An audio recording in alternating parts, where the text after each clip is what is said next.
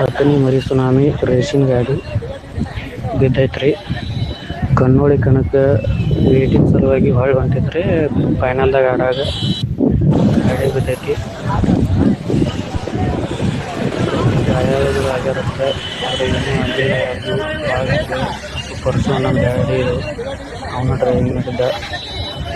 ಇವತ್ತು ಎಲ್ಲರಿಗೂ ಬೇಜಾರಾಗುತ್ತೆ. ಯಾಕಂದ್ರೆ ಇದು ಕನ್ನೋಳಿ ಕನ್ನಡ ಹಿಂಗಾಗೈತಿ. ಸೊ ಈಗ ದೇವ್ರಿಬ್ರು ಹೊಂಟಿದ್ರು ಪಾಪ. ರೇಷಿಗೆ ಹೋಗಿ ಟೈಮ್ದಾಗ ಊಟ ಮಾಡ್ಕೊಂಬರಾಕ್ಯಾರ. ಹಿಂಗಾಗೈತಿ, ಗಾಡಿ ಬಿದ್ದೈತಿ. ಯಾರಿಗೇನು ಆಗಿಲ್ಲ. ಕಮಿಟಿ ಅವ್ರು ಏನು ಹೇಳ್ಯಾರ ಕೇಳ್ರಿ ಎಲ್ಲ ಅವರು. ಅವ್ರೇನು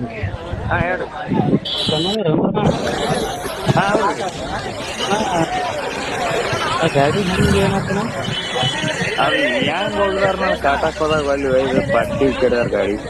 ಕಣ ಮುಗಿದಿದ್ದು ಅಂದ ಮತ್ತೆ ಕಣ ಇನ್ನ ನಡೆದಿದ್ದೋಣ ಕಾಟ. ಗಾಡಿ ಕಾಟ ಹೆಚ್ಚು ಕಮ್ಮಿ ಆಗತ್ತೆ. ಕಾಟ ಹೋಗಿದ್ರ ಹೌದಾ? ಅದು ಫೋನ್ ಎತ್ತುವಲ್ರಿ ಗಾಡಿ ನಾವು ಅದಕ್ಕೆ ನಿಮ್ಗೆ ಹಚ್ಚಿದವ್ರಿ ನಾವು. ಏನು ಗಾಡಿನ ಅದಲ್ಲ ಅನ್ನೋದು. ಅದು ಹುಡುಗನ ಕೈ ಕೊಟ್ರ ಗಾಡಿ ಕಷ್ಟ ಹಾಕೊಂಡ್ ಹೊಂಟ್ರ ಹೋಗಾಮ ಪೆಟ್ಟು. ಹೌದಾ? ಯಾರಿಗೇನಾಗೈತೆ ಅಣ್ಣ?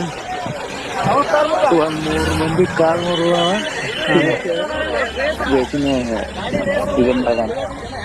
ಏನು ಒಟ್ಟೆಲ್ಲ ಒಂದು ಸ್ವಲ್ಪ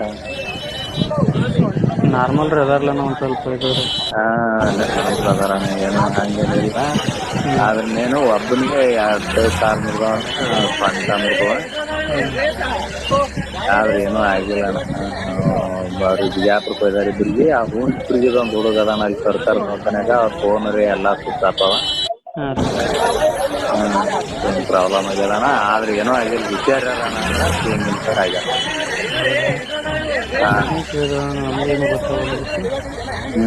ಏನೋ ಹಂಗೇನೇನೋ ಆಗಿಲ್ಲಣ್ಣ. ಒಟ್ಟಾರೆ ಈಗ ಒಬ್ಬನಿಗೆ ಕಾಲ್ ಮುರಿದ, ಒಬ್ಬನಿಗೆ ಕಾಲ ಕಾಂತ ಮುರಿದಾನ.